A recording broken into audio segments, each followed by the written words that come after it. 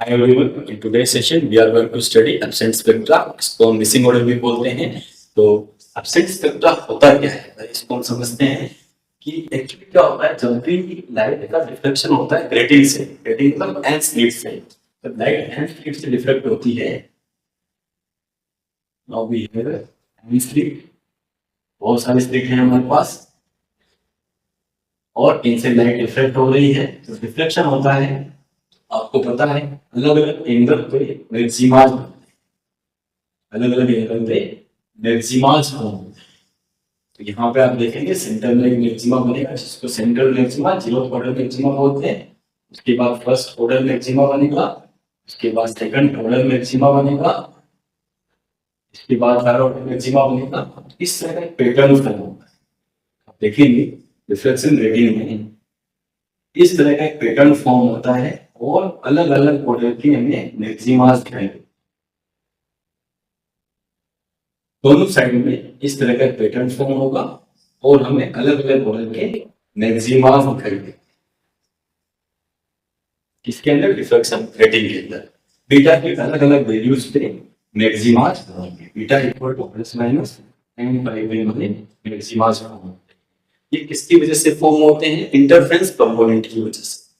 क्योंकि diffraction rating में जो पैटर्न बनता है वो दो कंपोनेंट्स की वजह से बनता है, इंटरफेरेंस और डिफ्रेक्शन. इंटरफेरेंस कंपोनेंट है, जो इंटरफेरेंस कंपोनेंट है उसकी वजह से इस तरह से बहुत सारे मैक्सिमास फॉर्म होते हैं, और डिफ्रेक्शन कंपोनेंट की वजह से इस तरह से हमारा पैटर्न डिफ्रेक्शन कंपोनेंट की वजह से बनता है. क्योंकि सिंगल स्लिट डिफ्रेक्शन में हमने देखा था. अगर कभी ऐसा हो इसका जो मिनिमा है, रिफ्लेक्शन कंपोनेंट है, उसका जो मिनिमा है इसके मैक्सिमा पे आ जाए, इसका मिनिमा इसकी मैक्सिमा की पोजीशन पे आ जाए, उस केस में क्या होगा? उस केस में हमें ये पर्टिकुलर मैक्सिमा दिखाई नहीं देगा, और इसी को हम बोलते हैं एब्सेंट स्पेक्ट्रा. इस एब्सेंट स्पेक्ट्रा कब बनता है? जब डिफ्रेक्शन कंपोनेंट की वजह से जो मिनिमा फॉर्म हो रहा है वो मैक्सिमा की पोजीशन पे आ जाए. ऐसा कब होता है? कुछ पर्टिकुलर थीटा की वैल्यू पे. तो हम यहाँ पे देख सकते हैं कि angle of theta is such that the minima due to diffraction component is minima due to diffraction component is fall at the same position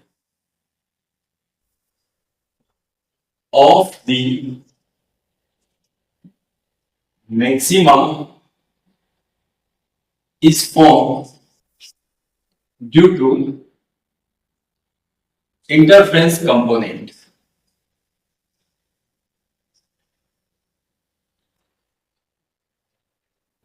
क्या होता है? एंगल थीटा की वैल्यू ऐसी हो, उस पोजीशन पे जो मिनिमा बन रहा है डिफ्रेक्शन की वजह से, वो उसी पोजीशन पे आ जाए जहां पे मैक्सिमा बन रहा है इंटरफेरेंस की वजह से. In that case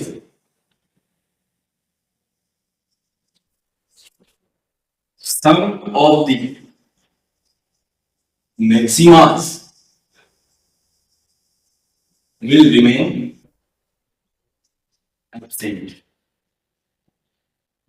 absent, and this is called absent spectra. And this is called absent spectra. Missing order भी बोलते हैं इसको. अब हम इसकी वैल्यू कैलकुलेट करते हैं कि एब्सेंट स्पेक्ट्रा की वैल्यू क्या होगी. तो यहाँ पे हम देखते हैं कि एब्सेंट स्पेक्ट्रा की वैल्यू क्या निकल के आती है, ओमेगा क्या निकल के आता है. तो हमें दो कंडीशन लिखनी है. एक कंडीशन हमें मैक्सिमा की लिखनी है और एक कंडीशन हमें. तो यहाँ पे सबसे पहले हम कंडीशन लिखते हैं. The condition of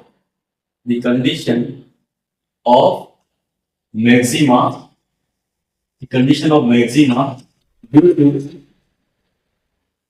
interference component की वजह से, इंटरफेरेंस कंपोनेंट की वजह से मैक्सिमा कहाँ बनेगा. तो हमें पता है मैक्सिमा कहाँ बनता है कि बीटा की वैल्यू क्या हो, प्लस माइनस एन पाई. और यहाँ पे बीटा की वैल्यू क्या होती है? Beta is equal to delta by 2 और डेल्टा की वैल्यू हमारी होती है 1/2 pi 2 pi upon lambda a plus b sine theta. तो ये जो वैल्यू है बीटा की उसको हम 2 से डिवाइड कर देंगे डेल्टा की वैल्यू को, तो हमारे पास बीटा की वैल्यू आ जाएगी। तो हमारे पास फॉर्मूला क्या आएगा, n pi equal to pi upon lambda a plus b sine theta.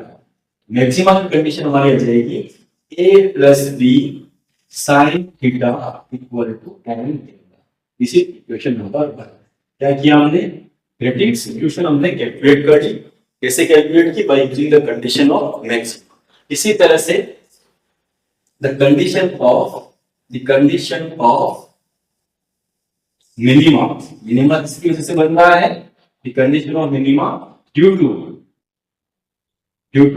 Deflection component. Minima कब बनता है, मिनिमा बनता है जब हमारी जो हमारा अल्फा है उसकी वैल्यू क्या हो, प्लस माइनस एम पाई। एम जीरो नहीं हो सकता। ओके, अल्फा की वैल्यू क्या होती है, अल्फा की वैल्यू होती है हमारी डेल्टा बाई 2, जहां डेल्टा होता है 2 pi upon lambda a sine theta. Okay, इससे हम अल्फा की वैल्यू निकाल सकते हैं m pi equal to pi upon lambda a sine theta. यहां से मेरे पास पाई से पाई कट जाएगा, a sine theta equal to n. क्या वैल्यू आ गई हमारे पास, इक्वेशन नंबर 2 आ गई हमारे पास। ये क्या बता रही है हमें कि मिनिमा कहां पे बनेगा, और ये बता रही है कि मैक्सिमा कहां पे बनेंगे। डिफ्लेक्शन की वजह से मिनिमा बनेगा, एक sine theta equal to n lambda हो, a plus b sine theta equal to n lambda हो, तब हमारे मैक्सिमा बनेंगे बाय यूजिंग इक्वेशन 1 एंड 2।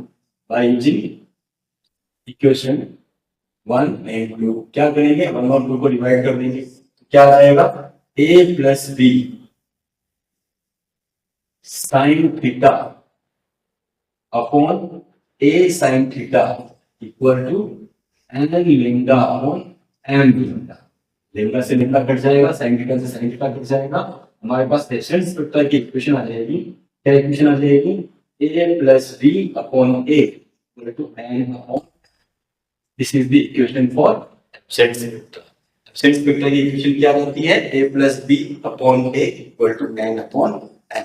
इस इक्वेशन को यूज करके हम क्या कैलकुलेट कर सकते हैं, एब्सेंट स्पेक्ट्रा कैलकुलेट कर सकते हैं। कैसे, तो अब हम एब्सेंट स्पेक्ट्रा कैलकुलेट करते हैं इस इक्वेशन को, जो फाइनल इक्वेशन आ रही है उसको यूज करके।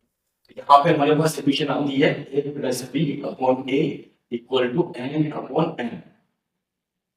If case first absent spectrum निकालना है, कौन सा स्पेक्ट्रम एब्सेंट रहेगा, case first if a equal to b, a और b की वैल्यू सेम हो, हम a equal to b concept में क्या हो जाएगा, a plus a upon a equal to n upon m, 2a upon a equal to n upon m। a से a cut जाएगा, n इक्वल टू 2n। इसका मतलब क्या होगा, if the value of m equal to 1, 2, 3 as on, then n equal to 2, 4, 6 will remain absent। जो आपके 2, 4, 6 spectrum बनेंगे will remain absent। कौन कौन से स्पेक्ट्रम absent रहेंगे, अगर हमारी n की वैल्यू 1, 2, 3 हो तो n equal to 2, 4, 6 will remain absent। Similarly case second देखते हैं क्या हो, जो हमारा बीटा है इसकी वैल्यू 2a, क्या हो जाएगा 3a divide by a equal to n upon m, n equal to क्या हो 3a। इसके लिए हम क्या लिख सकते हैं, if m equal to 1, 2, 3 as on, then n equal to 3, 6, 9 will remain absent,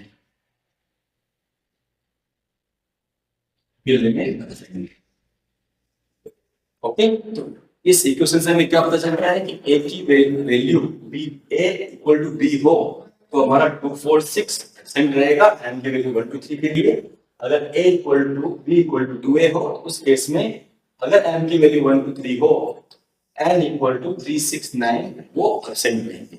this is called absent spectra. इससे हम कैलकुलेट कर सकते हैं, इससे हम बता सकते हैं कि कौन सा स्पेक्ट्रम, कौन सा मैक्सिमा एब्सेंट रहेगा पर्टिकुलर मिनिमास के वैल्यूज के लिए।